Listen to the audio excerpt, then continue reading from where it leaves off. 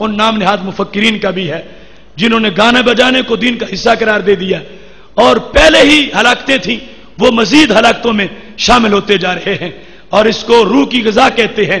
یہ نفس کی غذا تو ہو سکتی ہے، روح کی غذا نہیں ہو سکتی۔ اور دیکھنا ہے اگر اس میں کچھ بھی سچائی ہو تو زمانے کے ماحول کے اندر جو لوگ گانے بجانے والے ہیں، محلے پہ تھڑے پہ بیٹھے ہوئے ہٹے کٹے اور یہ آوارہ قسم کے لوگ جو روزانہ گانا سنتے ہیں، اگر روح کی غذا ہے تو کیا ان کی روح مطمئن ہے؟ کیا وہ تقوی والے ہیں؟ کیا وہ پرہیزگاری والے ہیں؟ اگر روح کی غذا ہوتی تو پھر وہ گانے سننے والے زمانے کے ولی ہوتے، وہ مصلح ہوتے، وہ قوم کا سرمایہ ہوتے، مگر وہ کیا ہیں؟ وہ چور ہیں، ڈاکو ہیں، بدماش ہیں، وہ لوگوں کی عزتیں لوٹنے والے ہیں۔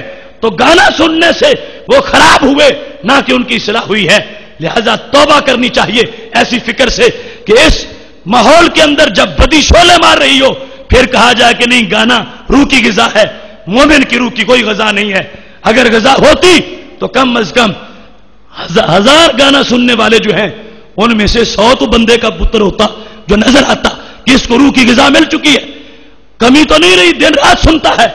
اور پھر بھی اگر روحانیت نہیں ہے تو یہ غلطی ہے، یہ بلیکا ہے۔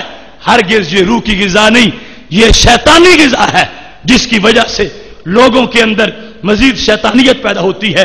رہا معاملہ کچھ خاص بندوں کا، انہوں نے مخصوص ماحول میں جو سما کا ایک انداز تھا اس کو جائز سمجھا، اور پھر حضرت جنید بغدادی جیسے لوگ اور حضرت نظام الدین اولیاء جیسے لوگ فرمانے لگے ہم نے معاشرہ دیکھ لیا، ہم نے سوسائٹی دیکھ لی، چونکہ لوگوں کے اندر اس سے برائی پیدا ہوتی ہے، لہذا ہمارے لیے ہم لوگوں کے لیے اس کو جائز نہیں سمجھتے، اس کو ناجائز قرار دے رہے ہیں۔ لیکن خاص لوگوں پر عام لوگوں کو قیاس نہیں کیا جا سکتا۔ فرق کے لیے یہ مثال کافی ہے، ایک ہے خشک لکڑی اور ایک ہے سرسبز و شاداب لکڑی۔ اب سرسبز و شاداب لکڑی کو اگر آگ نہیں لگتی تو اس کا یہ مطلب نہیں کہ خشک لکڑیوں کو بھی آگ لگا دی جائے۔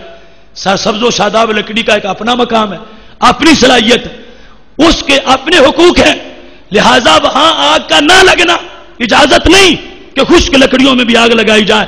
لہذا کچھ ان لوگوں کے عمل کو سامنے رکھ کر سوسائٹی کے اندر خشک لکڑیوں کو آگ لگانے کی کوشش مت کی جائے، ہر لحاظ سے اس کو چنگاری سمجھا جائے، اور انشاءاللہ جس وقت پابندی ہوگی اس کے ثمرات روز کے نظر آنا شروع ہو جائے گی۔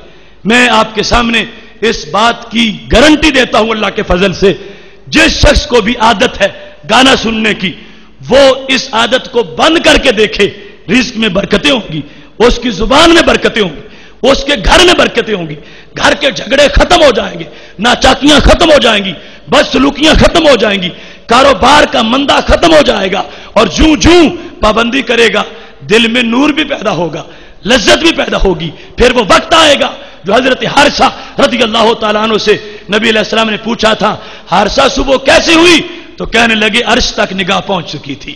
یہ ساری صورتحال تب ملے گی جس وقت ہم اپنے آپ کو ستھرا بنائیں گے، اور بالخصوص آج کا جو موضوع ہے میوزک والا، اس کے لیے ہر بندے کے لیے پابندی نہایت ضروری ہے۔ جو گھر صاف رکھتے ہیں ان کو گلی میں اس کا سامنا ہے، گاڑی میں سامنا ہے، تو کانوں میں انگلیاں دینا یہ مومن کا شعار ہونا چاہیے، تاکہ لوگوں کے سامنے اظہار بھی ہو، لوگوں کو پتہ بھی ہو۔ بات سن لینا اور پھر جا کے کہہ دینا کہ درس اچھا بڑا ہوا ہے اور عمل نہ کرنا، یہ ہمارے فہم دین کورس کا حصہ نہیں ہے۔